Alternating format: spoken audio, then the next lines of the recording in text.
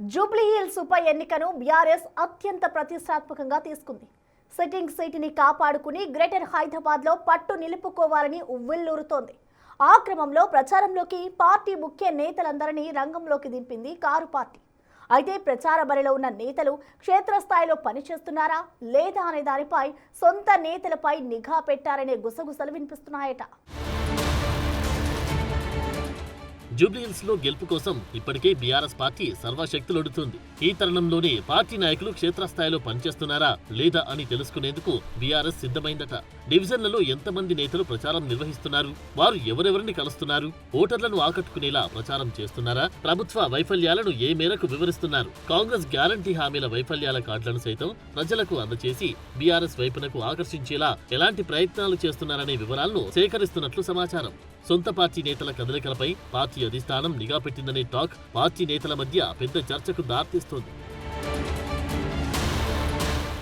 జూబ్లీహిల్స్ బైపోల్లో ఎట్టి పరిస్థితుల్లో గెలవాలనే తలంపుతో బీఆర్ఎస్ అధినాయకత్వం ఉంది. ఇప్పటికే డివిజన్ల వారీగా నాయకులకు బాధ్యతలు అప్పగించింది. ఉప ఎన్నిక షెడ్యూల్ విడుదలైనప్పటి నుంచి నాయకులను రంగంలోకి దింపింది కారు పార్టీ.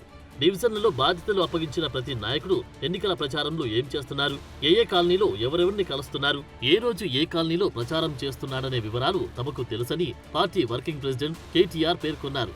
కేటీఆర్ ప్రకటనతో నేతలంతా టెన్షన్ పడుతున్నారట. జూబ్లీహిల్స్ ఉప ఎన్నిక గులాబీకి డూ ఆర్ డై కావడంతో వ్యూహాత్మకంగా ముందుకు సాగుతోంది. రాబోయే ఎన్నికలకు ఇది నాంది అని నేతలు ఇప్పటికే బహిరంగంగానే పేర్కొంటున్నారు. జూబ్లీహిల్స్ లో పార్టీ గెలిస్తే రాబోయే జీహెచ్ఎంసీ ఎన్నికల్లో ఏకపక్షంగా గెలుస్తామని, మళ్లీ వచ్చే అసెంబ్లీ ఎన్నికలకు ఇది తొలిమెట్టు అని అభిప్రాయపడుతోంది. దీంతో ఉప ఎన్నికలను సీరియస్ గా తీసుకుని ముందుకు సాగుతుందట. మరోవైపు సొంత పార్టీ నేతలపై నిఘా పెట్టడానికి సంబంధించి విస్తృత చర్చ జరుగుతుందట. బాధ్యతలు అప్పగించినప్పటికీ ప్రచార సరళిపై ఆరా తీస్తుందా, ఎందుకు ఇలా చేస్తుందనేది కూడా చర్చనీయాంశమైందట. పార్టీ కోసం పనిచేస్తున్నామని నేతలు బహిరంగంగా పేర్కొంటున్నప్పటికీ పార్టీ మాత్రం తమ కదలికలను గమనిస్తుందనే ప్రచారంతో నేతలు అసంతృప్తికి గురవుతున్నారట. ఉప ఎన్నికల్లో నేతల పనితనం బట్టి రాబోయే కాలంలో పదవులు అప్పగించబోతున్నట్లు సమాచారం. ఇప్పటికే పార్టీ స్టార్ క్యాంపెయినర్లుగా 40 మంది, డివిజన్ ఇన్ఛార్జీలు, పార్టీ డివిజన్ ఇన్ఛార్జీలు, సీనియర్ నేతలు విస్తృత ప్రచారం చేస్తున్నారు.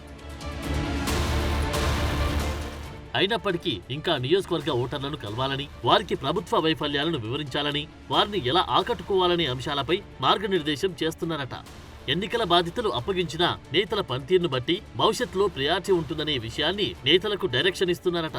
దీంతో నేతల ప్రచార సరళిపై గులాబీ నాయకత్వం నిత్యం ఆరా తీస్తుందనే చర్చతో నేతలందరూ అలర్ట్ అవుతారా లేదా లైట్ తీసుకుంటారా అన్నది తేలాల్సి ఉంది.